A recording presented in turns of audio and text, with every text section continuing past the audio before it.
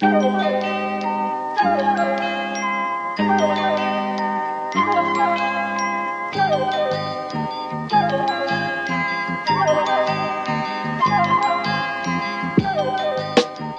and welcome to this election special, election desk coverage episode of TF. It's the free one. Election one. That's right. We're talking about the elections.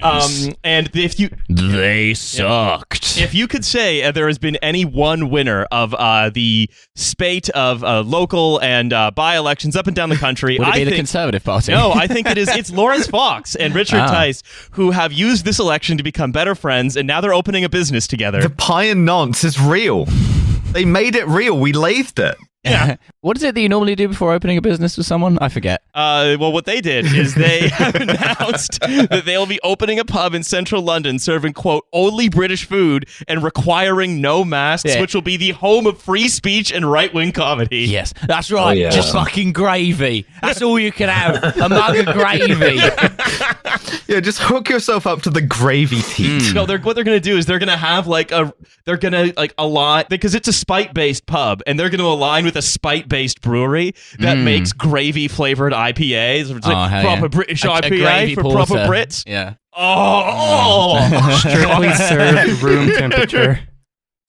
That's right. I do feel like this is actually a useful sort of counter example. This is what happens if real ale guys do coke. Like normally they just fixate on real ale, but it's like if you can combine a cokehead with way too much money and a real ale fanatic who's probably a crypto Nazi, this is what you get. You get authentic British cuisine where you can go and listen to the trigonometry guys give like their 8th set of the week, and everybody just kind of stares at their feet awkwardly because they don't know if they're supposed to laugh. You can or go watch not. Trigger the Libs Rango perform. There's what's really funny about Britain is there is genuinely that organisation that are quite big, the Campaign for Real Ale, as though there's something particularly moral about real ale, as though it's been replaced by all this fake ale. It's awful. So what is real ale? Is it just like British ale? You know what? Yeah, as opposed to like a more European style lager. Yeah, it's gross as That's hell. the room temperature stuff. Did this emerge in the last few years, or this has always been a plague, lurking? It's been around for a while, I think. Yeah. The real ale guys there's like a harmless wing of them, which is like sort of nerds with graying ponytails who like will talk to you at length about speed metal and their You've got the political utilikill. wing, and then you've got the provisional military wing of the... Anyway, so congrats to Lawrence Fox and Richard Tice for starting a business that will have just thousands of perfectly round red men taking pictures of like a watery curry being like, sorry if this offends you, I'm in it. It's cultural appropriation. Triggered. And it's just...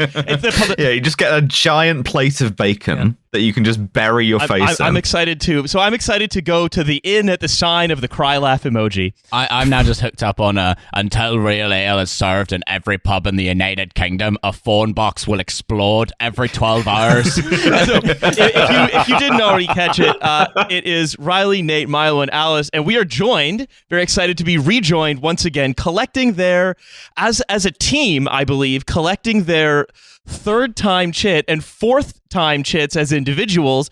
It is Adam Gueso Jr. and Jathan Sadowski from This Machine Kills. Guys, how you doing? Hello.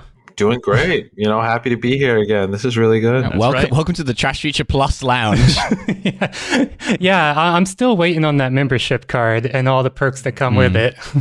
I mean, I know things take a while to ship down to Australia. We'll get you into the VIP lounge at the fucking Pie and Nonce. Our card guy got blown up in a phone box. That's right. Very unfortunate. No, look, once your cards do come through, you will have access to a glass of free champagne on entry. No longer Prosecco for you guys, and you get to go into the roped off VIP area where you, Lawrence Fox and Richard Tice, can sit around a table glumly looking at a bottle of vodka with some sparklers on it. And we get the AstraZeneca vaccine. That's right. Yes, right. You get to feel dead and nauseous for 48 hours. Cool. Yeah, the elite tier members get the Russia vaccine. I'll be doing an AstraZeneca power hour where I take one shot of AstraZeneca for 60 minutes. Every minute for 60 minutes. So we're going to talk a little bit about Amazon's annual report and shareholders letter. in a little while. But first, we have some election results to review because Labour ate shit. Hate it when that happens. Yeah, it ruled. We have to talk about the party that we don't want to talk about. Well, we have to because, again, it's very satisfying to be proven right. Yeah, we told you so. We warned you. Yep. Everything that we told you was going to happen happened. You got owned, and also you are now probably going to get divorced. Yeah. Yeah. We were owned before, but now they are owned. Yes. Oh, how the tables have turned. Yeah, that's right. So, basically what happened, as a reminder, is a bunch of local council elections took place up and down England. We had elections in Scotland and Wales as well. And we had a by-election for the MP representing Hartlepool, which was going to be considered a huge test of Starmer's ability to reclaim the, red wall seats that fell to the Tories. Now, we all know all of the demographic reasons why that was basically been happening for the last 30 or 40 years. Yeah. But it's very funny to basically say, look, our election campaign that's been decided by the just crack-savvy personnel, such as, Jenny Chapman and Ben Nunn, is going to be, Keir Starmer is going to go get photographed holding flat pints in front of British flags, while the Tories initiate a plan... the provisional campaign for real That's ale. right. Well, the Tories initiate a plan of, plugging in the money hose and just turning it on seats that might vote for them. Yeah. No, it's fucking. I mean, it's just. I don't know.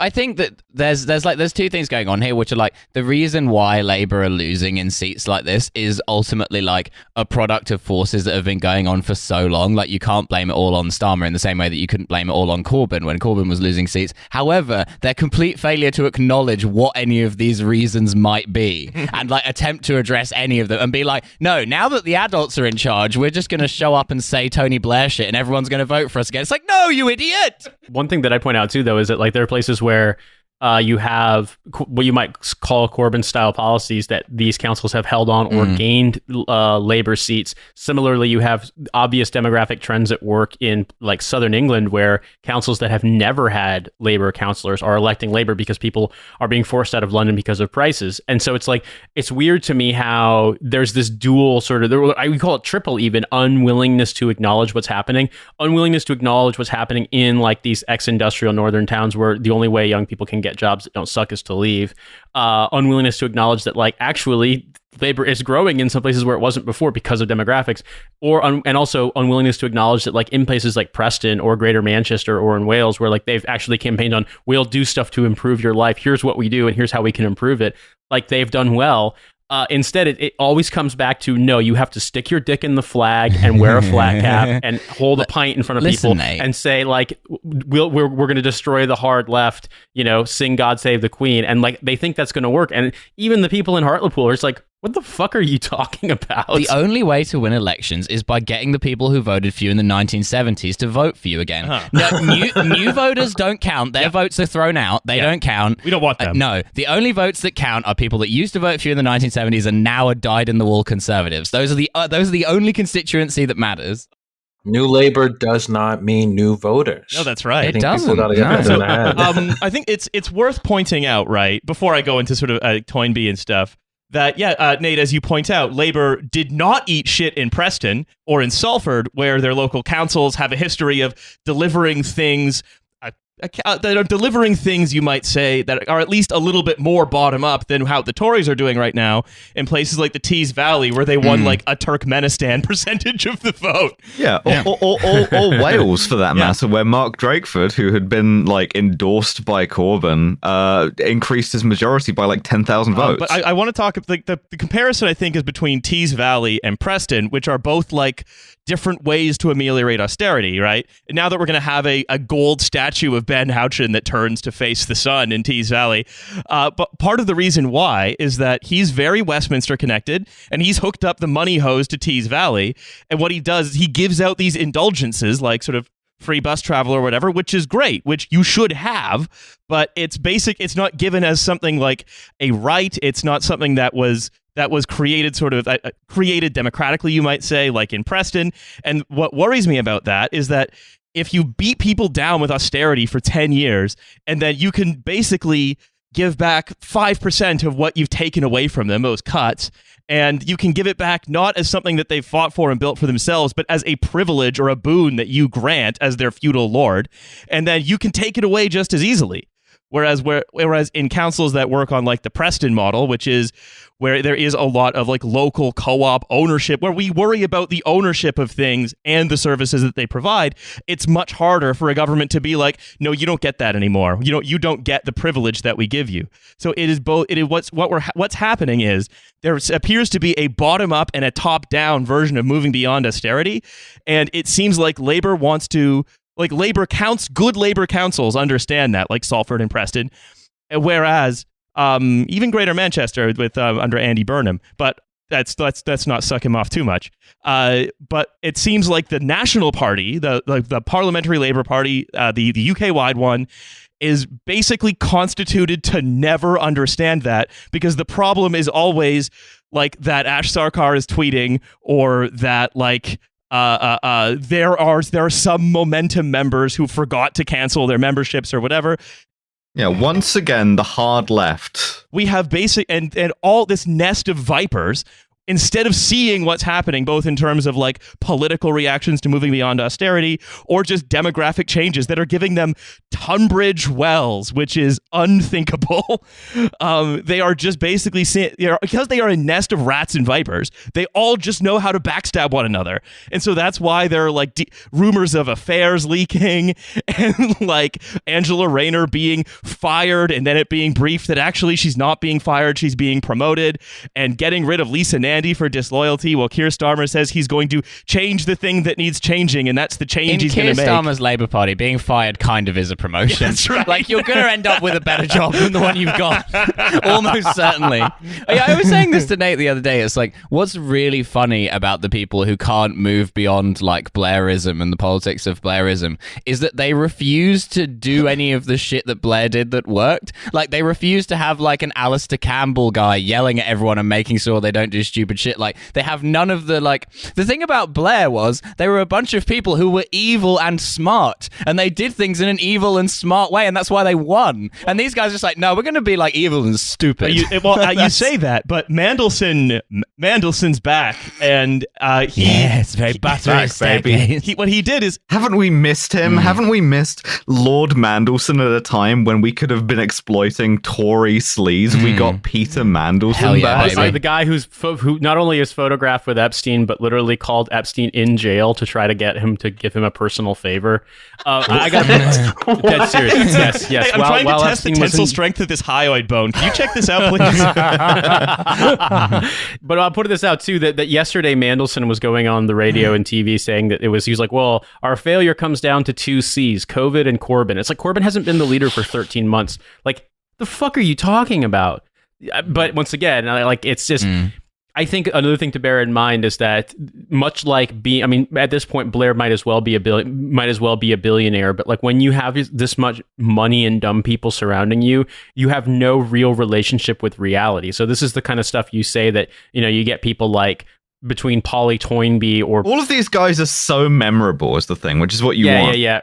Did you see the other thing that Peter Mandelson said, which is that he blamed it on electing Ed Miliband instead of David? Yeah, that's right. He said people were coming up to him saying, you picked the wrong brother in 2010. Yeah. To be honest, I was saying that to him. I was the one who walked up to him and said that. Yeah, I really want David Miliband back. I really so we need can the waterboard extraordinary everybody. rendition guy who works for Facebook. Yeah. He's the one who's going to fix my fucking bin collections and art. Peter Mandelson spoke to like 5-year-old Riley in the shorts.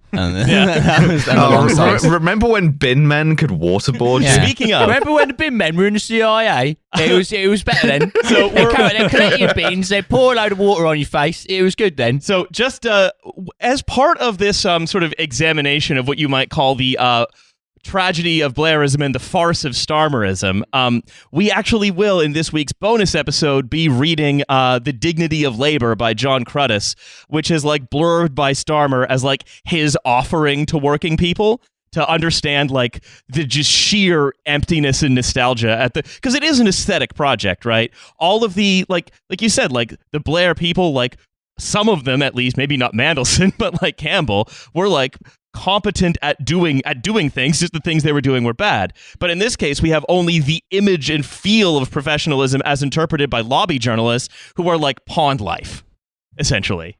So, here are a few more things here. I welcome Blairism, but I would call on it to go further and fire all of the competent people. So, in 2019, and people who worked in the NHS, only 6% of them supported the Tories. I would like to ask Ed and Jathan, what do you think that number is now? I'm going to guess it's only had to have gone up, right? Yes, that's correct. It is further up. Let's say 20. I'm afraid that's not quite it, Jathan. Ooh, okay. Well, you're not giving me a hint if it's higher or lower, so I'm going to be be conservative here and say 15%. 42%. Oh my god! What the? And this is after the conservatives. The conservatives say that we're gonna give the NHS workers after the COVID pandemic a pay rise equivalent to less than the rate of inflation, something like 1.9%. I think they said they were going to give them like an insulting amount. And the nurses union had said they wanted a 15% raise. Starmer had an opportunity to say that he would at least do something close, and instead he's like, "No, I think we would offer 2.5% and try to negotiate higher." Is it because serious, the Tories man. I wish I was exaggerating. bang their pots and pans louder than Labour? Is that why? Yeah, the Tories were behind that boat doing donuts in the Thames, which, as we all know, is the turning point. And also, Keir Starmer was phoning in from the Australian autoerotic asphyxiation clinic, which I think hurt his chances a little bit. That's right. There's last thing to note is what Polly Toynbee has said, and this is like she's a journalist, not a Labor insider, but one of these. She's very annoying, though. We'll give her that. She's a complete idiot, and she was. You have to remember with Polly Toynbee that number one, I believe her dad was like a pretty significant leftist or Marxist intellectual in the UK, and she obviously is sort of a failed daughter on a sinecure. But if you really want true derangement, you should go back and read some of her columns during the 2015 leadership election for when Jeremy Corbyn won, because it was like genuinely she tried to tell people that actually the true enthusiasm was for Yvette Cooper, I think is who she supported, and then finally when she melted down, she's like, look, I get it, I went through a leftist phase in university too, but you have to understand that it's not electable. The only person who's electable is the person who tells you that all you can expect is just boiled beans for the rest of your life. Literally, it was just like the most Cooper. Yeah, that's right. One of the least electable people. It's such a good grift to be a red diaper baby and then like parlay that into conservative celebrity. I mean, like it worked for like Kamala Harris, right? Like her father is a Marxist. Like if any of us have children at all, we really have to be careful. I mean, Pete Buttigieg's dad is like a pretty renowned translator of Gramsci. Ralph Miliband. Yeah, the Miliband. Basically, if you are a Marxist academic, never ever have children. You actually have to kill your kid. That's like the final test. You got to do reverse psychology on kids. I'm raising my kids Nazi to make sure they turn out Marxist. Then they'll be an even better Marxist than you. A few more things. Number one, the total, before I go into Toynbee, the headline numbers, Labour has lost control of 8 councils and 310 councillors. Including Luke the Nuke Akehurst. He is now no longer a Labour councillor. Oh, what a shame. Friend of the show. You lost to a guy called Dick Wolf, which is also very exciting. The producer of Law and Order? How is that real? Executive producer and Green councillor Dick Wolf. Dick Wolf took down the nuke last night. Never underestimate the Dick Wolf. The people of Oxfordshire are just huge fans of SVU, and they looked at Luke Akehurst and they're like, I don't like the look of this guy. I'm very excited to welcome Six Mike of Trashfuture, Luke Akehurst. That's right. Ice-T is going to show up at your council meetings if you live. Especially heinous. The kids are calling these things cycle lanes. Are you saying that the bin collection is late? So let's that's your Ice-T. I can't do voices. Riley was doing a Long Island Ice-T. But I really appreciate that you still try, Riley, and that you won't let people get you down. I will never let people get me to stop doing voices. Now I know what Milo feels like. That's right. Yeah. This is Polly I feel like Toynbee it every day, actually. I do. writing in The Guardian. When politicians lose elections, they must blame themselves but never the voter. She does not follow her own advice a few sentences later. Failure sends them into mea culpas of listening to seek out the fault within their party. Again, when we know because this is all about the projection of the image of competence, projection of the image of political seriousness and so on, we know what they really mean by listening means just getting more conservative, because when you are purely retail politics, purely politics as market research and matching what we offer to what people want, you just become more conservative because that's what's being campaigned for more effectively. Although, like, Keir has gone a bit further, right? Instead of just doing active listening, he's done active listening followed by purging the entire soft left, which is so fucking funny to me. He's listening. They only know how to backstab. It's very fun. Not a Look single how constructive bad person. I want it. Yeah, and just like fucking knifing Angela Rayner and then denying that he had done that. And then briefing that she was mad because he had promoted her, but not to a thing we can say what it was. So she says, the rest of us are under no such constraint to pretend the voter can't be wrong or irresponsible, gullible or bribed without checking the basic facts at the click of the mouse. Voters have no excuse with Keir Starmer and his front bench a thoroughly electable, decent and honest alternative compared with the rogues gallery honest. They just fucking lost! You can't Milo. say they're electable when they just lost! That's it! Milo. That's the one thing they're not! Milo, she's electable if you fucking That's right.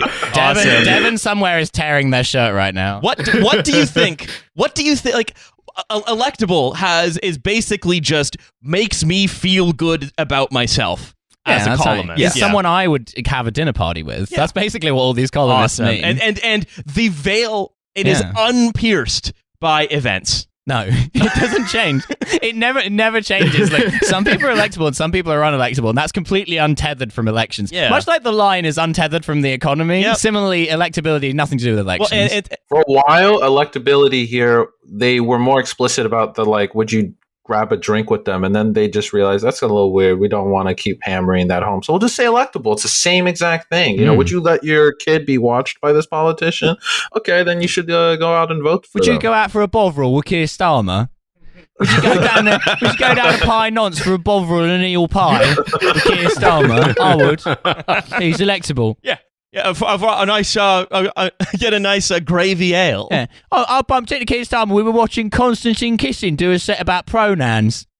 Well, I mean, I just saw a news update. I don't know if you guys were familiar with this, but Bristol, incredibly labor-centric city. Basically, it wasn't that way before, but with the advent of Corbyn, a lot of activists got involved, and Labor it took over every council in the city. They were doing very well. Well, they basically swung hard to either deselecting or suspending or literally just muting the mic of people in councils to stop them from speaking out against, for example, the suspension of Corbyn or like in favor of any kind of socialist policy. Their Labor MP is a huge landlord and like loves being fucking like pro landlords. Like, she spoke against the eviction ban, stuff like that. They just had a 40% swing to the Greens, and like a bunch of Labor councillors lost their positions in Bristol because, like, once again, when you're like, well, where the fuck are you idiots gonna go? Who are you gonna vote for? It's like there are actually options, especially in local elections. It's really embarrassing to lose to the Greens. Just like a white guy with dreadlocks who's like, if you put the wrong thing in your recycling, you should get a £10,000 fine. That's respect for the bin man. That's right. That is respect for the bin man. Remember when the green men were the bin men were environmentally friendly? Yeah. Yeah, the green men. The little green men. Yeah, that's right. They're actually, I was going to say, there could be a Tory Green coalition where they increase military spending, but it's to provide predator escorts for the bin men. If anything goes wrong, it's just fucking getting hellfire. That would win 110% of the vote in Britain. Absolutely. Drone escorted bin man. There's only two green men we respect in this country. The ones who take out the trash in the Middle East and the ones who take out the trash on your street. That's right. Exactly. You Lord. wonder. I would say, living in Australia, you've actually vicariously absorbed a certain bit of the British mentality, because that is 100% it.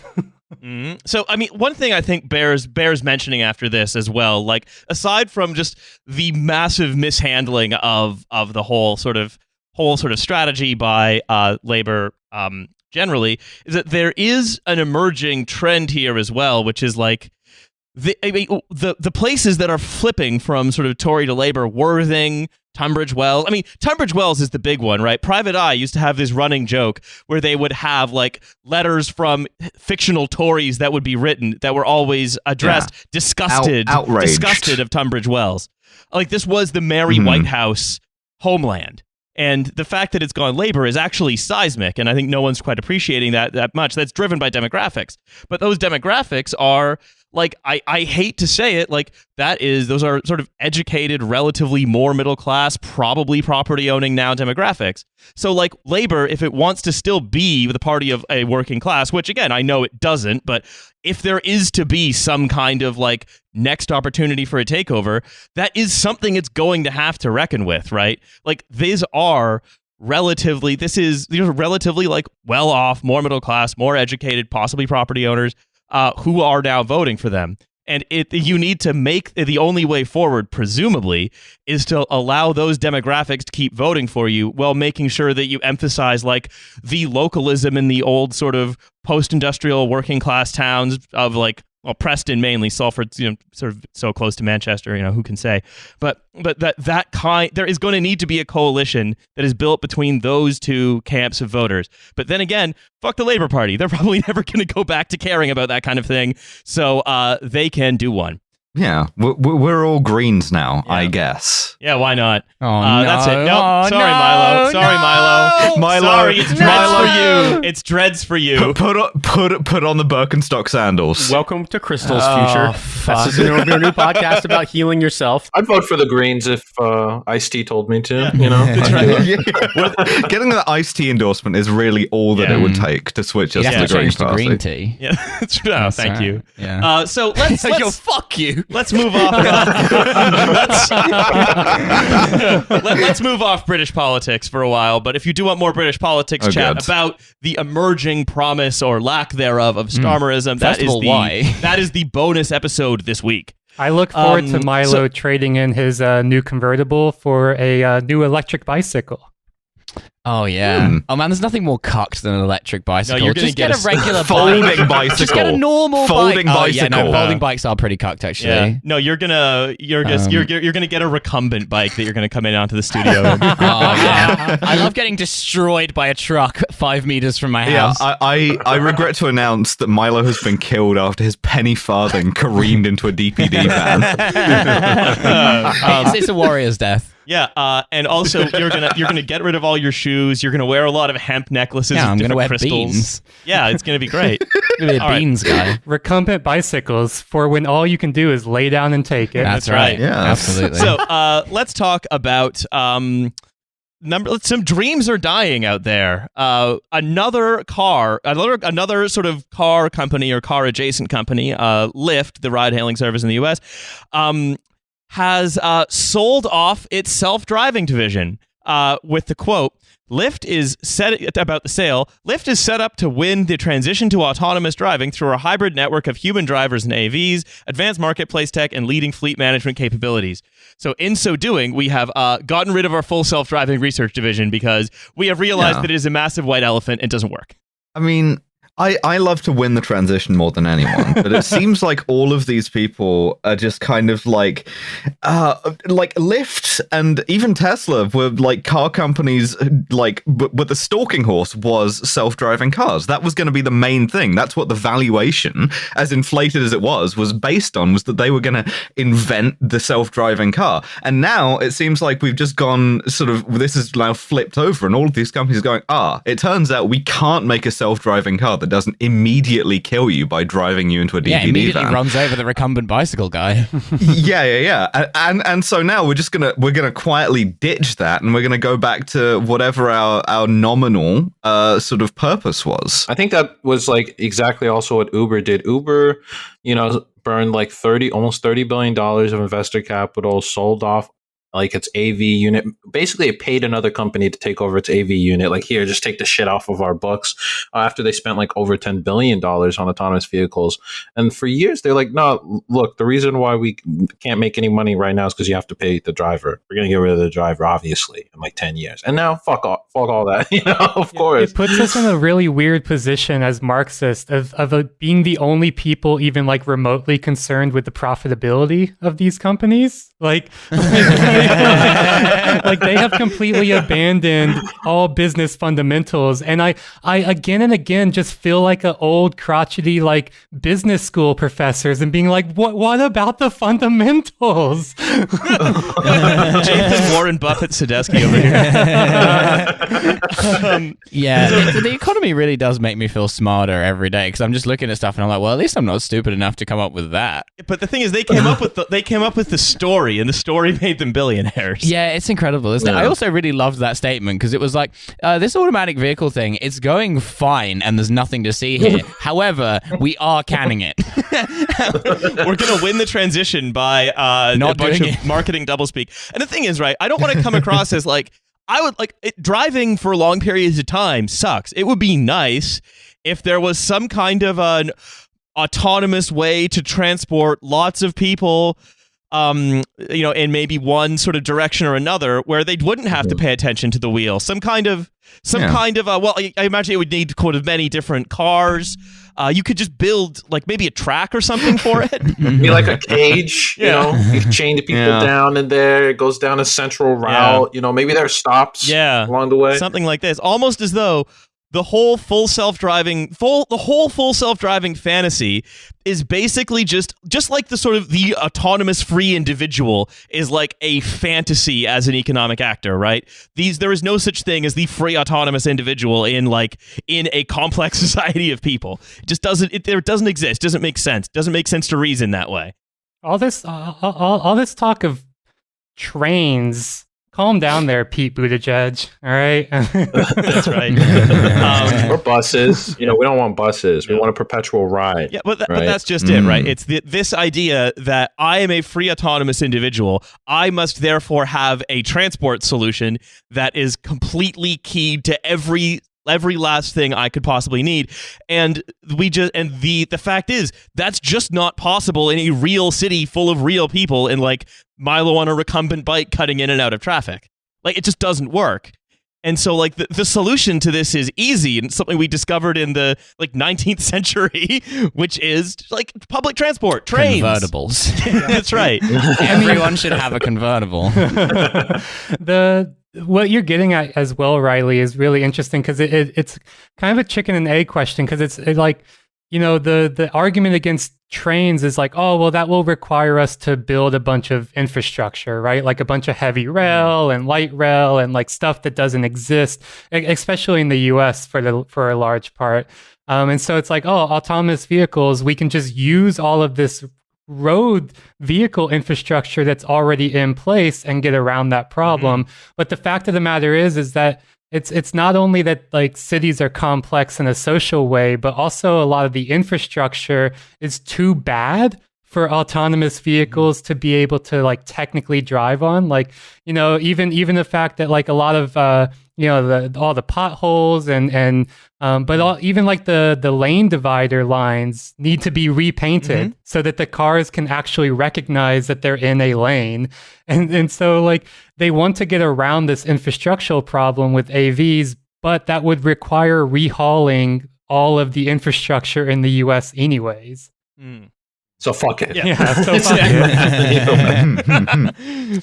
Recumbent bikes for all. No, but I actually saw a map where they superimposed Texas onto like Germany, and that proved to me that you just can't have trains in America. Yep, that's right. It's impossible because they never built trains in America before. There's nothing to do with the history of America where most of it was done actually by building huge railways.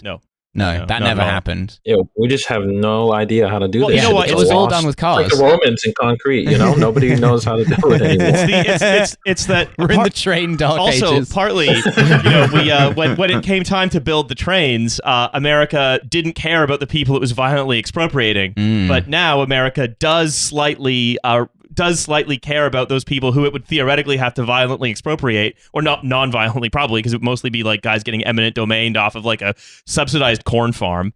If you own a fuck-off massive ranch or something in Texas and someone wants to buy 10% of it to build a railroad, they're probably going to pay you over the fucking odds, inevitably, for it. Yeah. But I think it also, the fact is, right, it comes down to the fact that infrastructure was all built when America was like, we don't care about the people who currently live here. We're willing to, basically kill them, imprison them, drive them out, etc.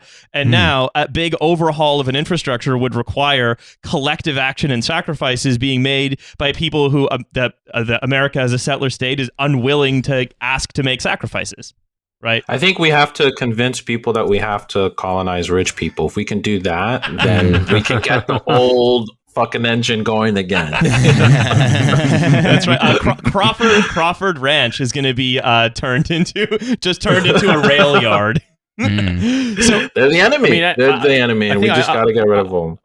I also think that a pretty instructive example of this would be if you look at what's happened with California with high-speed rail. Like, it's because of the way, the laborious way in which the consultations now have to be done, and just the endless slew of lawsuits from the people who own the land when they try to build anything.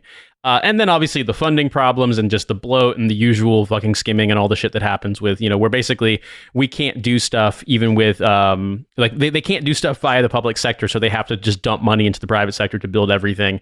You wind up with a situation where the very first thing that Trump's Department of Transportation person did was cut the funding to the high-speed rail thing because it's a right-wing, fucking, how do you describe it? Like, it's a thing. Right-wingers lose their minds about California high-speed rail, even if they don't live in California, the same way that people in like Leicestershire are convinced that London is Stab City because like they hate Sadiq Khan. Like, it's absolutely this just like fixation on their part. And as I never thought I'd say this, but we need Randianism back. And the reason why I'm excited to hear why is because there was a time when right wingers had an aesthetic attraction to trains.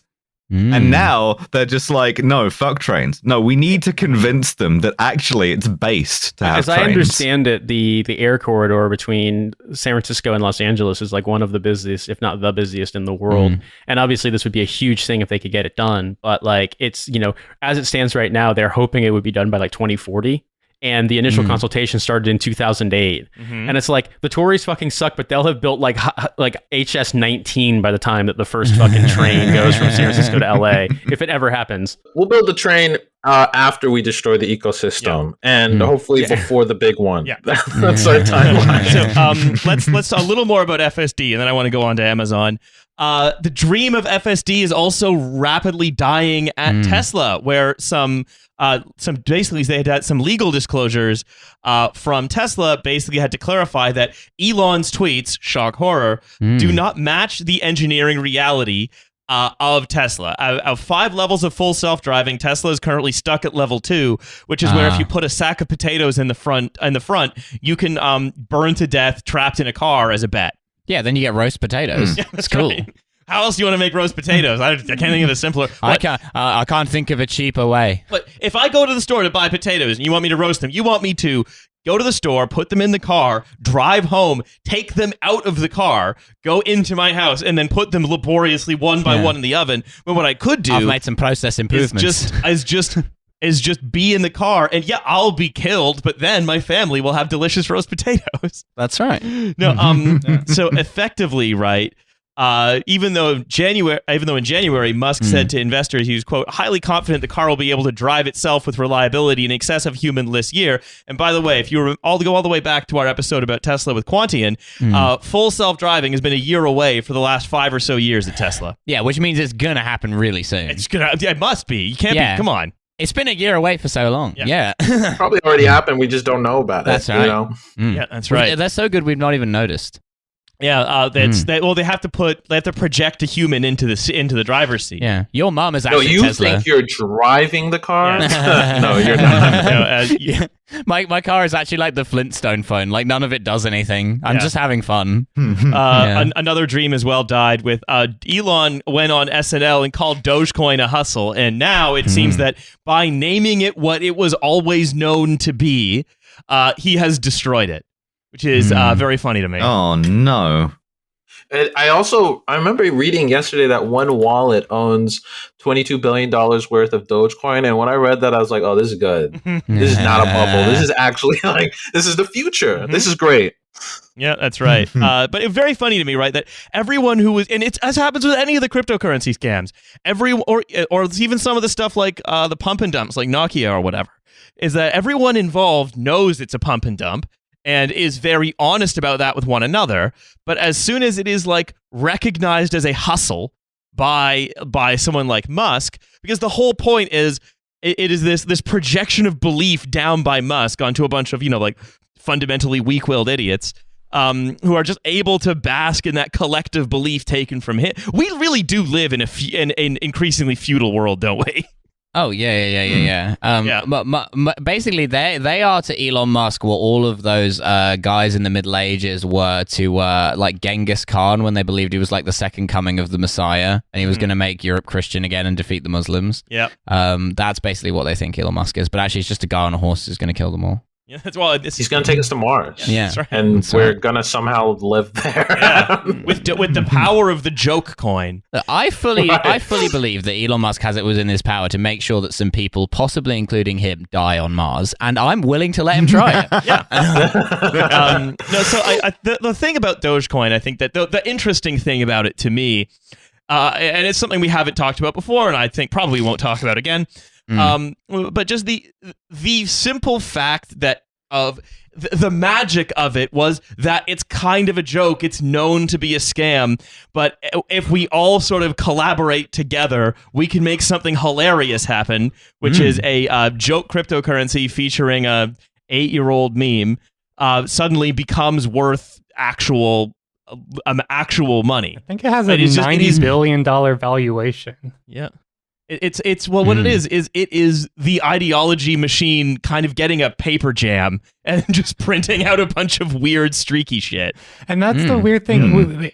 Like, it's perfect that this is the case with Dogecoin now because it was created as a parody of Bitcoin, like self-consciously created as a parody of Bitcoin. And then it started taking off. And the founder of it was just like, oh, I mean... Yeah, I created it as a parody, but it's actually really serious now. I actually believe in this. That's always a good sign of something to build your economy on. I saw this chart also that was saying there's more cryptocurrency circling than U.S. currency, right? Which is makes me feel good. That's definitely not another bubble or risk factor we should think about. It's fine. It's fine. What's the worst that can happen? It's not as though the price of Bitcoin is being held up by US dollar tethers, which are themselves basically being minted in a very sort of dodgy way. It's a stable coin that connects the US value of Bitcoin and the value of the US dollar.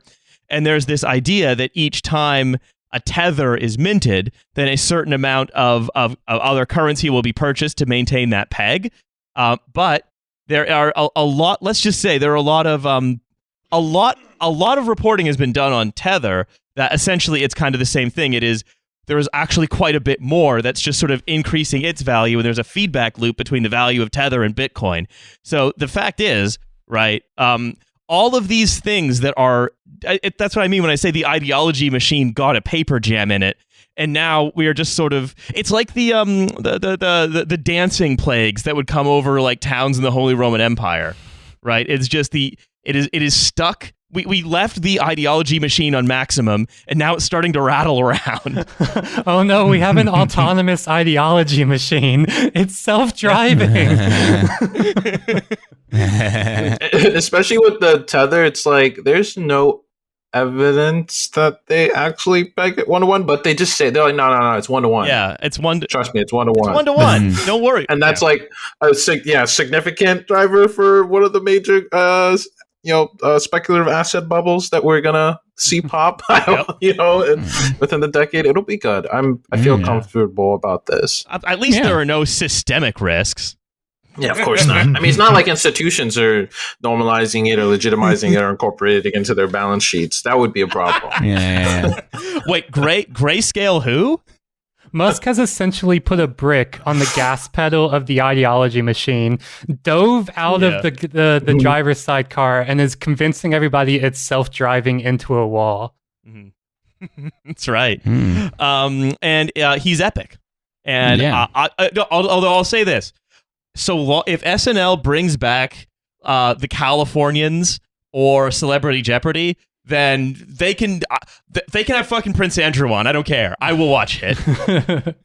I think the next move for Elon needs to be to like either paint Dogecoin on the side of a rocket and then have it blow up, and that will really do it in, or just shoot it in a laser. Like just take a physical Bitcoin and shoot it into the fucking Mars. I don't know.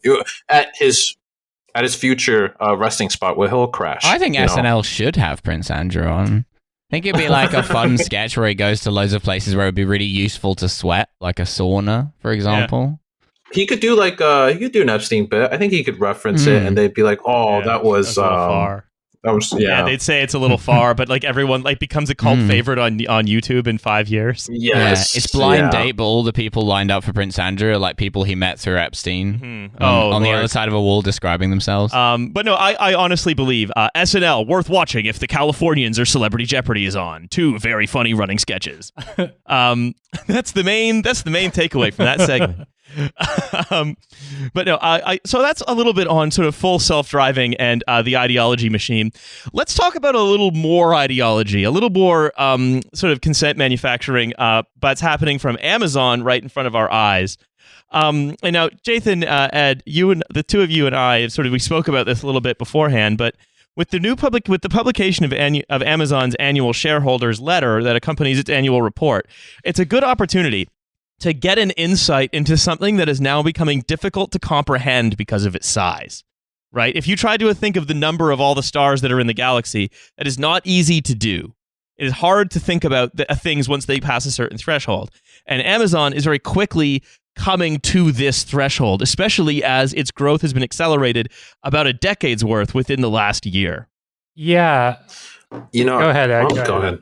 No, I was just going to say that I think, it is also constantly important to like beat that drum. It's really impossible to comprehend how stupendous, I guess, Amazon's numbers are by the book, and also how big of a juggernaut they are, how stupendous the numbers are, and how they're only going to get worse for us, but better for them and their investors. I know, like stupid, goddamn cotton. Well, it's a spinning Jenny. This is all the spinning Jenny's fault. I think this question of Amazon's bigness, like Ed said, it's really important to beat this drum because it's increasingly impossible to keep all of Amazon in your head at once. But it also, I've noticed in my own thinking, like, especially as, looking at companies like Amazon, reading their annual reports, but also like Ed and I on This Machine Kills have been doing like an occasional series of episodes looking at like asset managers, right? Like BlackRock and Vanguard, and these like big index funds. And here we're looking at numbers that are like well into the trillions of dollars, right? And so I've noticed this with my own thinking that my own sense of scale has gone completely out of whack. Because I'm like now having to attune myself to thinking in terms of hundreds of billions of dollars and tens of trillions of dollars. And now it's like startups that are like, in the, hundreds of millions of dollar range. I'm like, all right, you'll get there one day. Yeah, who cares about unicorns anymore? Yeah. What the fuck is it's worth $1 billion? There's a dog walking app that's worth that. Fuck off. Like we've had this. We want decacorns. We've had this level of inflation in the economy, and particularly in the tech industry, over the last just 5 years. That means that like $1 billion companies, unicorns are fucking like a dime a dozen, right? Like you got to be thinking in terms of hundreds of billions of dollars, trillions of dollars. And there are and it always, I think, again, this is a question of scale. It always felt like there was this explosion of tons and tons of tech companies. But what was actually happening was, as we've talked about before on this podcast, as you talked about in your podcast, the concentration of wealth and the appearance of democracy, not democracy, but the appearance of choice and competition and innovation Well, what was actually happening was the rapid and only getting more rapid concentration of power and wealth wealth, which essentially is power, the power to command human labor, into this sort of smaller and smaller hands. And what that also means, right? The explosion in size means that to challenge these organizations is now becoming equally difficult, right? So, for example, right, with Amazon increasing the wages of only its, I believe, U.S. and U.K. staff to a minimum wage of $15 or pounds an hour. What was the UK staff? Offhand, do you know if that increase was to £15 an hour or $15 an hour in pounds? But I don't know offhand, but I would suspect it's probably a $15 equivalent. Yeah. But what it was, right? Yeah, that sounds about right. Yeah. So, but what the thing to think about here, right, is that number one, the campaign to make Amazon pay a fair wage only actually translated to a fair wage in those two countries. In places like Spain, which are huge hubs for them, that has not happened. Poland. And number two, like we talked about earlier with the Ben Houchen thing, right? Yes, the higher pay is good. Yes, these things are good to have in themselves, but when they are a matter of patronage, they can always be taken away, right? This is an example of Midden's advent. This is Jeff Bezos understanding that he must give out patronage to head off a problem. But this is not something that has been the minimum wage. And as he talks about in the letter, right, it is to head off union organizing. It is to head off bottom up power. It is a tactical scrap, right? And the fact of its size means that it is able to continue to hand out scraps to prevent things like that can actually challenge it. Because in growing, and this is from its letter to shareholders, in growing, it has increased its size to 1.2 million people employed full-time and 500,000 further as delivery drivers employed by Amazon's Flex program, which are contractors that are basically, you are a full-time employee for Amazon, but you are subcontracted through a local trucking company, right? Mm-hmm. So it's 1.7 million people who are effectively directly employed by Amazon, though half a million were sort of in a bit of a fiction. Like that is enormous, and the potential for labor organizing is huge in that population. But Amazon must, as a priority, it must make sure that never happens. Yeah, absolutely. I mean, we saw this in Bessemer, right? Like they pulled out all the stops, in terms of busting that union because they can't let a precedent or a good example be set in any way. I think the question of employment and Amazon's value creation, quote unquote, is really interesting in Jeff Bezos's letter as well. Like, we were joking about it, I think on Twitter, Riley. It's like, the capitalists are in the process of creating an anti-labor theory of value right now. And that's right. Big part of what Bezos's letter to share owners, which is a weird tick. He doesn't call them shareholders. It's the letter to share owners. We're an owner. Yeah. It's an owner economy. But like, he lays out all of these like really wild calculations. Like the math of capital is on full effect in the letter, in terms of talking about all of the value creation that Amazon has done in 2020. And part of that is, right, to this question of employees, he talks about how they paid $80 billion of wages to employees, plus an additional $11 billion of benefits and various payroll taxes. And they reframe that as not paying $91 billion to the employees, but rather this is value that Amazon created, not value that the employees earned through wages and creation of surplus value, but rather the wages Amazon paid its employees was actually value created by Amazon. Well, I think you could say if tech is essentially capital, right? Because that's why this is much like a factory's capital is its spinning jenny. Tech's capital is its process, its software, its logistics, whatever. You are essentially getting a capital theory of value. Right, which is, and this is, I clock this as well, where I wrote this as sort of almost a weird version of commodity fetishism, but with a process instead of a commodity. So he says, customers complete 28% of purchases on Amazon in 3 minutes or less, and half of all purchases are finished in less than 15 minutes. Compare that to the typical shopping trip to a store, driving, parking, searching store aisles, waiting in the queue, finding your car, or he is waiting in the line, finding your car and driving home. Research suggests that the typical physical store trip takes about an hour. If you assume that a typical Amazon purchase takes 15 minutes, then it saves you a couple trips to the store a week. That's more than 75 hours a year saved. So if you get a dollar figure, let's value time savings at $10 an hour, which is conservative. 75 hours multiplied by $10 an hour gives you value creation for each Prime member of about £630 net of the cost of a Prime membership. We have 200 million Prime members, so for a total in 2020 of $126 billion of value creation. This is a perfect example of a capital theory of value where all of this value is just sort of enjoyed by consumers as a surplus that comes from nowhere. And it's also interesting what value is left out of this letter too, right? Doesn't mention the $679 billion market capitalization increase, and doesn't mention that as wealth that share owners would have, right? Instead focuses on the net income, because it'd be a little too rude, I guess, to push the value creation number to over $1 trillion, right? You know, people might get their pitchforks. So you have to say they only made 21 billion instead of the nearly 700 billion that they made by dominating markets during the pandemic. And dominating not just consumer markets, but also labor markets as well.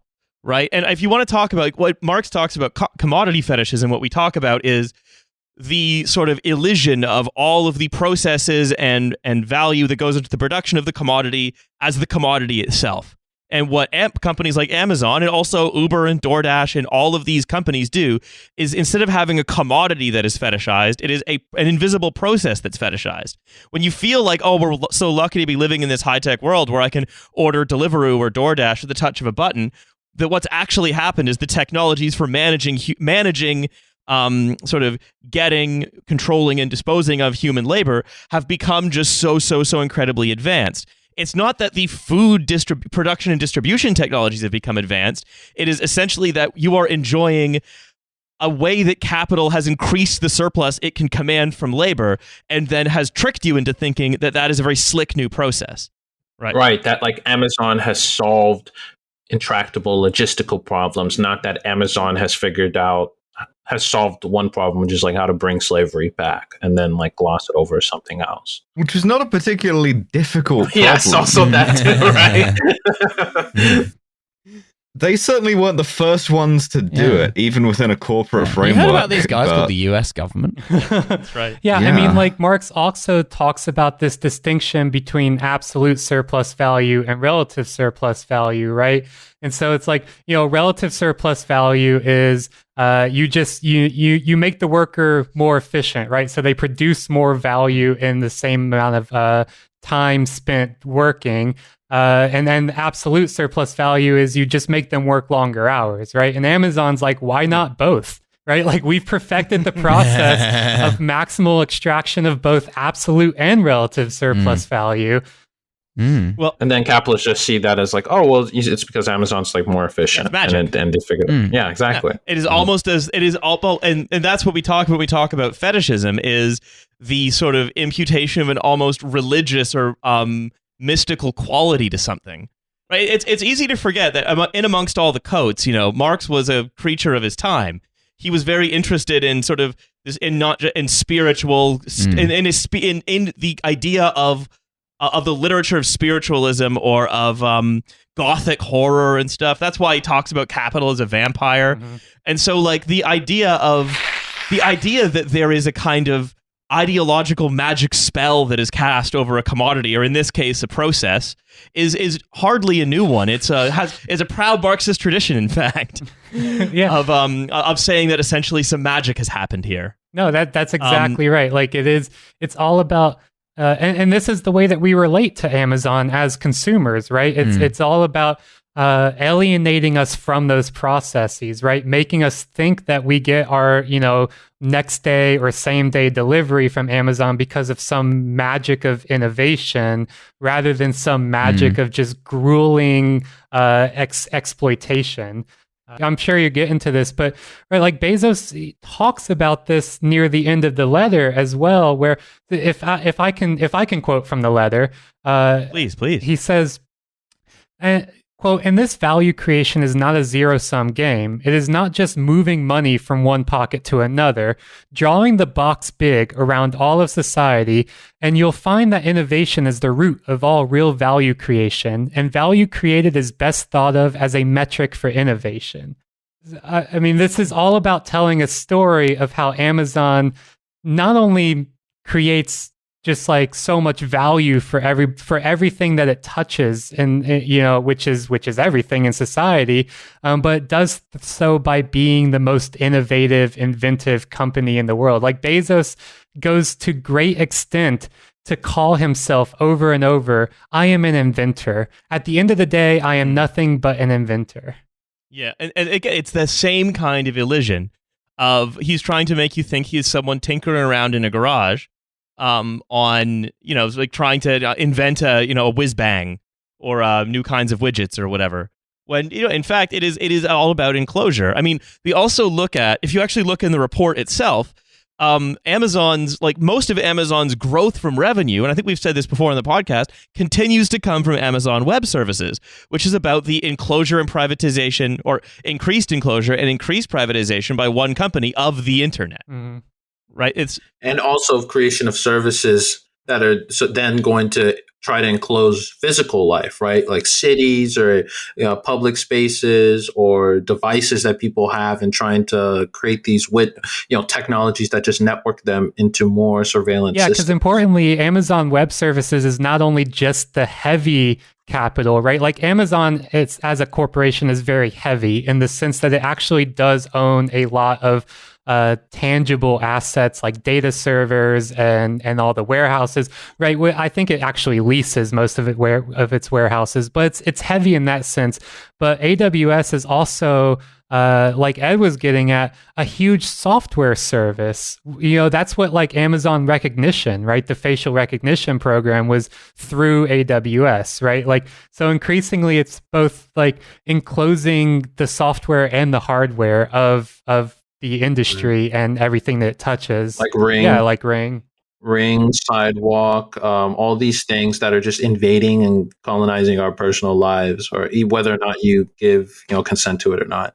I was thinking about this too, because it's interesting that you brought up the fact that, in the grand scheme of things, their retail isn't necessarily their biggest revenue generator. When we did our show in Birmingham in 2019, Hussein and myself, Riley, I think you were in the car too, we drove up from London to Birmingham, and on the way there, we passed by an Amazon distribution center, and it was like, it was a fantastically new building, and also just like enormous, it felt like multiple Sam's Clubs stacked on top of each other, and then also laterally. Like, it was just absolutely gigantic. And you think about that and you're like, wow, yeah, Amazon really is this retail powerhouse for sure. But then you start looking into it and you're like, yes, but then they also own Whole Foods, and they also own, they've bought Audible, they've bought Goodreads, they've bought, I'm trying to think of other things off the top of my head, like not just content stuff, but like you were saying, things like Ring, or they're hosting all the websites that you use. I'm pretty sure even like something like Patreon on their web service is that they're hosting is AWS. Like, basically there's no, if you wanted to boycott everything that Amazon controls, like not just supports or sustains, but literally controls, like you'd have to basically live like Ted Kaczynski. I mean, at this point, it's ubiquitous. It is like in the true sense, like a monopoly, and the way that like the United States was like a historically unique hegemon, Amazon is like a historically unique monopoly. I mean, they do fashion, they do music, they do video games, right? They do clothing, they do like widgets, they do food, they do the software, they do retail. I mean, there isn't an industry that is touched by them. They create content, they create shows, they produce them. I mean, it's like almost every single arena of life, they have a foot in the door, or they're leveraging AWS profits to get a foot in the door. And the sad thing is for Ted Kaczynski that sooner or later you won't even be able to send mail bombs without involving Amazon in the process. So in fact, prime delivery for you, sir. Prime citizen, there is a bomb in your mail. So Amazon's report actually indicates who they think their competitors are, because annual reports for companies to shareholders have to give, like, these are required disclosures. Is it the Eldritch Gods? Well, more or less. The Eldritch Gods, the federal government, Unabombers. Gaia, the spirit of the earth itself. So, number one, physical e-commerce and omni-channel retailers, publishers, vendors, distributors, manufacturers, and the producers of the products we sell and offer to consumers and businesses. 2, publishers, producers, and distributors of physical, digital, and interactive media of all types and all distribution channels. 3, web search engines, comparison shopping websites, social networks, web portals, and other online and app-based means of discovering, using, or acquiring goods and services, either indirectly or in collaboration with other retailers. 4, companies that provide e-commerce services, including website development and hosting, omnichannel sales, inventory, supply chain management, advertising, fulfillment, customer service, and payment processing. 5, companies that provide fulfillment and logistics services from the third parties, whether offline or online. 6, companies that provide information technology services or products, including on-premise or cloud-based infrastructure and other services. 7, companies that design, manufacture, market, or sell consumer electronics, telecommunications, or electronic devices. 8, companies that sell grocery products online or in physical stores. 9, companies that provide advertising services, whether in digital or other formats. Psychotic. 10, God himself. Psychotic thing from Bezos. Yeah. Can I throw one out there just that I saw here in the UK even during the pandemic? So we live really close to a big Morrison's grocery store in Peckham, and we I would typically, before the pandemic, I would go shopping there, but then, like, if you want to get like heavy stuff, I don't own a car, so you could schedule delivery, and like there was just like a minimum purchase or whatever.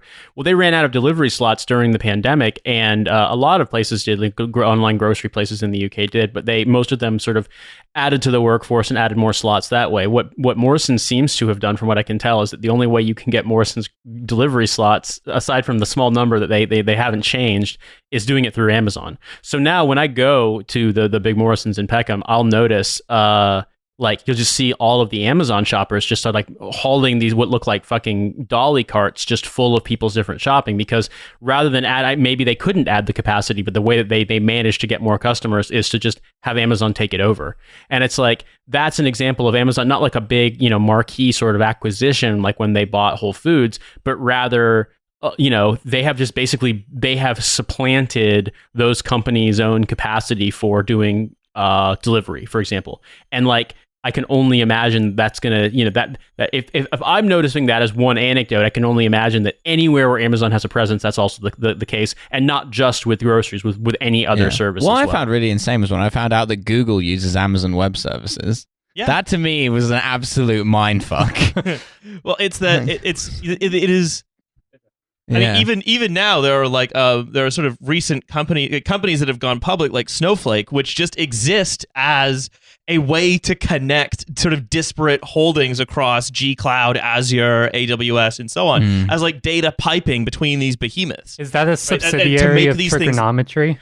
Snowflake. That's what I'm saying. So there are a few more things I want to say about Amazon, which I think are worth talking about. Right, back to sort of scale. Right, we talk about Amazon as it faces consumers, and Amazon as it faces laborers. From an article written by Alex Press about sort of Amazon's effect on even when you neither buy from it directly nor sell your labor to it, it still deeply affects your town. And Bezos loves to talk about how by putting Amazon distribution centers in places or putting Amazon office in places, it raises the standard of living of the whole town.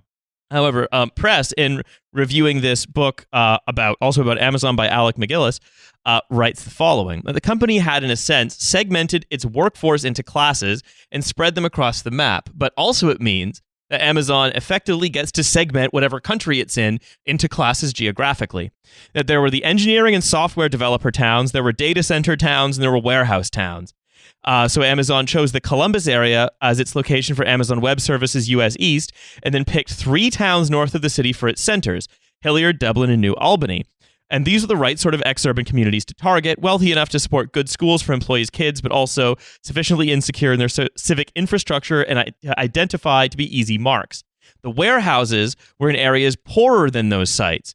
So in towns like Obetz and Etna, were close enough to these struggling towns of southern and eastern Ohio to be in the plausible reach of a long commute for those desperate enough to undertake it. So because of its size, it is able to essentially reproduce and re-entrench class divisions such as they are by sort of geographically locking in an area's prosperity. Might it raise it a little bit? Bezos claims it does, but again, when you have the top-down model, you reproduce more than you change. Right. Yeah, and I think those are good points, because that's also something that doesn't get talked about too much, that reproduction that is necessary as per Amazon's logic, right? It needs to have those white-collar work places so it can socialize its workers and their families and ingratiate with, in some cases, regulators like they're doing in DC with their Crystal City enclave, or in other places where they just need to take advantage of like the inability of a place to regulate them, right, or to challenge them. But in other places, right, reproducing this and then coming in and undermining unionized labor and then becoming a monopsony, the only employer in town, the only buyer of labor in town, and then basically saying, "Oh, we have this $15 minimum wage. Aren't we better than every other retail?" It's like, yeah, sure, but you destroyed everything else, right? Or you undermined everything else by moving. Yeah, and to that point as well, I mean, even the claim that like they raised the standard of living by moving into a place is empirically false. Like there have been studies that show when Amazon opens up a warehouse in a location, the local wages for other warehouse jobs, not at Amazon, just other jobs in the same sector, fall by an average of 3%, but in some locations as much as 30%. And so like, Amazon, whether you work for them or not, if they move into your town, chances are they're still going to fuck you, right? Like, because your wages are going to drop. And I think this is, again, something that he obviously, because the thing is, right, we have entered a new era of what kind of ideology these companies are manufacturing. They're no longer saying, the big ones are no longer saying we're disruptive innovators. The big ones now are saying we are socially essential, right? Because they now have to work with they don't just have to get investors, they have to work with governments that we're going to continue allowing them to operate in the way that they do, right? Amazon's biggest problem now isn't any other company, it's the government. It is the government essentially like forcing or possibly organized labor, which is a challenge that they've seen off for now. But it is, so now they are essentially having to say, we're not ruthless. We are not disruptive. If anything, we are nurturing and supportive. Yeah, we're eruptive. And we've actually reached the point now where the government is not Amazon's problem. Amazon is the government's problem. Right? It's like, Amazon is in a position of dominance for the most part because they are running up against, not the federal government, but like city governments, town governments, state governments, which they are able to strong arm, as we saw with the like Hunger Games that they ran a few years ago for their HQ2. And sort of further to that as well, right? If you want to look at what this kind of messaging, what this kind of ideology means, all you have to do is look at Bezos's bizarre discussion of the new safety measures that are in place at warehouses. I must say workhouses. We dive deep into safety issues, he says. For example, 40% of work-related injuries at Amazon are related to musculoskeletal disorders, things like sprains or strains that could be caused by repetitive motions. One program we have to reduce these is called Working Well. Now, Jathan and Ed, I know you guys know what this is, but Milo and Alice and Nate don't necessarily know what this is. So I'm going to do a little like mini startup game where, Alice, what do you think this is? It's the little shock collar thing. No, if anything, it's more dystopian. Nate. Is it the thing with the cages where like the robot is like you have to live in the cage with the robot underneath you while you work at Amazon? I'll give you a hint. It's the cage lives in you, Milo. Oh no, they're making all their workers into RoboCop. Effectively, yes. Where what they're doing is they are now have the new staffing schedules under this Working Well program that rotate employees among jobs to use different muscle tendon groups to decrease repetitive motion. Which means essentially they are doing like work CrossFit. Yeah. Where employee confusion. The workers get the gains. They also have this wonderful addition where you get a wellness coach also. Yeah, 'cause the problem mindfulness. Yeah, because if you're stressed and injured from working at Amazon, the problem is you're not working at Amazon, right?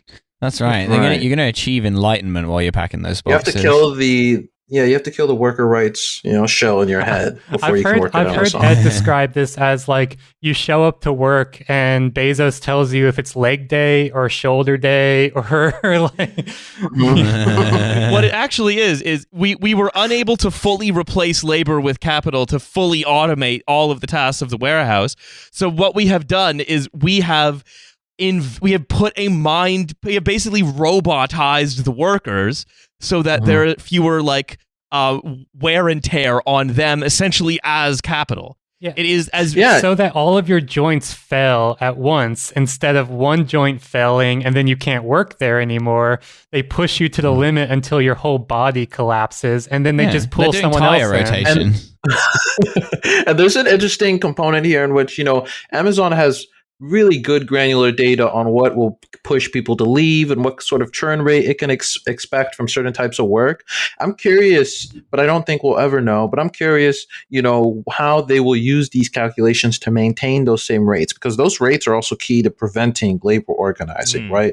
We talked on our show about this report that a researcher did, a sort of ethnography in the warehouse, and how, the churn rate prevents workers from consolidating and holding certain types of knowledge that other workplaces might have that would lead to labor activism, or at least sustained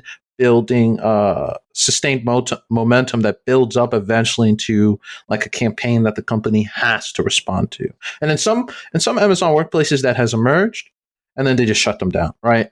But there's some. I'm curious if it will end up being used as like an even grander anti-labor tool by them. And again, I think this goes back to what we're talking about, which is its size, both in breadth and depth, its ability to sort of penetrate into the lives of everyone around it, its ability to sort of just by dint of its own gravitational pull, change and solidify the nature of places that it goes into, and so on. It is fundamentally a question, again, not just of size. There's no Matt Stoller on this podcast, but a question of power, right? It is the allowance of power and what capital does when it has the most power it's ever had. So I want to conclude this section. Thank you, everyone, for bearing with me as we go a little long today, which is the last segment, which I've tentatively titled Amazon is a Millennial with Generalized Anxiety Disorder. Bezos writes, in what ways does the world pull at you in an attempt to make you normal? How much work does it take to maintain your distinctiveness, to keep alive the thing or things that make you special? I know a happily married couple who have a running joke in their relationship. Not infrequently, the husband looks at the wife with faux distress and says to her, "Can't you just be normal?" They both smile and laugh. And of course, the deep truth is that her distinctiveness is something he loves about her. But at the same time, it is also true that things would be easier and take less energy if we were a little more normal. He does not know a single married couple that has a shared joke between them. The only married couples that Jeff Bezos knows are ones that have already found a new Little St. James to go to. Smash. I love that he ended it with "Are you high right now? Do you ever get nervous?" Smash cut to that wife, and she's just in full blackface. That was what the conversation was about. Yeah. Why won't you? It's one of those fake movies from Seinfeld, Sack Lunch. It's why won't you be normal? This phenomenon, he says, happens at all scale levels. Democracies are not normal. Tyranny is the historical norm. Jesus. Jeez. And just wait till we get to the next paragraph. The logic, this is some real galaxy brain shit. We can't even imagine the levels that Bezos's brain is operating on to make these logical jumps from I know a fake happily married couple. Also, democracy is not normal. Tyranny is normal. Just putting that out there. Yeah. Just putting it out there. You know when you turn to your wife and you say, "Now is the reign of blood." You know when you turn to your wife and you're like, "Honey, I've noticed that you're using a lot of the same musculoskeletal groups recently. Have you considered lifting with your back?" Yeah, me and my wife do different positions a few times a week. Because if we stop doing all the hard work that is needed to maintain our distinctiveness in that regard, with regard to democracy, are you concerned about wearing out your wife's pussy? We would quickly come into equilibrium with tyranny. Again, like it's as valuable as it is to have an insight into the mind of Jeff Bezos. This idea of like, yes, well, obviously the natural state of humanity is the vicious domination of many by the powerful. Obviously, I would be the god emperor of this planet if not for all you stupid fucks. But it really does show that, like, Bezos is reading his Hobbes, and he conceives of Amazon as the Leviathan, right? Like pre-prime life is nasty, brutish, short, but enter the Leviathan of Amazon. Yeah, the Leviathan of Amazon, making life livable for its workers and its customers, making life livable for people who are in tertiary industries connected to them. Like l'État, say Bezos. Yeah, that's the thing. Bezos watched the film 300 and he's like, I want to get some nipple rings and be carried around on a huge chair by guys. He's secretly bankrolling Zack Snyder. I know it. So we all know that distinctiveness is valuable. We are all taught to be yourself. What I'm asking you to do is embrace and be realistic about how much energy it takes to maintain that distinctiveness, unless you feel like using a different musculoskeletal group than we have told you to use today, in which case do not maintain your distinctiveness. The world wants you to be typical in 1,000 ways. It pulls at you. Don't let that happen. You have to pay a price for distinctiveness, and it's worth it. The fairy tale version of be yourself is that all the pain stops as soon as you allow your distinctiveness to shine, or use a non-recommended muscle group by the Amazon Wellness Program. That's right. That vision is misleading. Being yourself is worth it, but don't expect it to be easy or free. It will be $15 an hour unless you're an organized union, in which case it's going to be $7 an hour. You'll have to put energy into it continuously for your entire 12-hour shift. When the workers of the world look up at me and ask, when will the pain stop? I will look down upon them and say, never. When you rotate to the next CrossFit workout station. The world will always try to make Amazon more typical. I love that. The world will always try to make Amazon more typical. Yeah, by having us not install biochips into our employee base, our employees' skulls. Manic Pixie Amazon. Which, if we remember what he said a paragraph earlier where he was like, tyranny is the historical norm. What he's saying is the world will always try to make Amazon more tyrannical, but under my reign, it will never be a tyranny. That's right. To all of you, be kind, be original, create more than you consume, and never, never, never let the universe smooth you into your surroundings. Well, Jeff Bezos, I wish you all the best with your trip out, with your ill-advised Blue Origin space program, and that maybe you and Elon Musk, can go to Mars and try to not let the universe smooth you down there. How about that? I think it would be a fun little quirk of human history if just like the two richest people we have disappeared in space. That'd be nice. Nice two richest people you have over there. Be a shame if they disappeared into space. Right. Into the vastness of the universe. It's slightly bigger than Amazon. That's right. Anyway, I've noticed we've been running super long. So if Amazon is constantly expanding, what is it expanding into? That's right. Local stores. Oh yeah, I told you the competition. I listed them. Yeah. Oh shit. Fuck. That was us. I just want to say, number one, Ed and Jathan, thank you very much for coming and hanging out with us today. Oh, anytime. Of course. Thank you for having us. Yes. It is always a delight to talk to you. And as usual, we've had a prime time. I am yet again banging my drum that says, listen to This Machine Kills. A competitor of Amazon Web Services. With your help, we can kill them. That's right. Corporately. Yes. Right. Yeah, in Minecraft. Yes. Yeah, which is also owned by Amazon. So definitely, if you want to stick it to Amazon Web Services, and go listen to their competitor, This Machine Kills. That's right.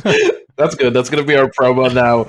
We are an AWS competitor. Help a local business survive. That's right. Also, to all of you out there in podcast land, thank you so much for listening. Yeah, to all those listening to this in the Trashfuture distribution warehouse where it's piped in, remember to rotate those musculoskeletal groups. That's right.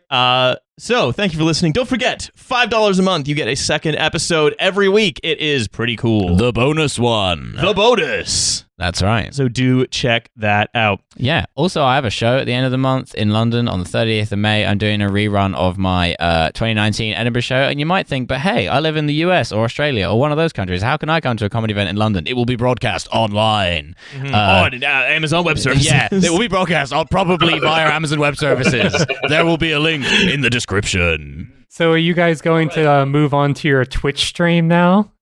Not a competitor of Amazon, a wholly owned subsidiary of Amazon. That is going to be in about 7 hours. We are going to be, from the time you're listening to this, it will be in a few days. So that's fun. Anyway, that's enough back matter for now. So congratulations to the Labour Party once again on eating shit. Yeah. You deserve it. That's right. And we will see everyone out here in the bonus episode in a couple of days. Bye. Bye. Bye.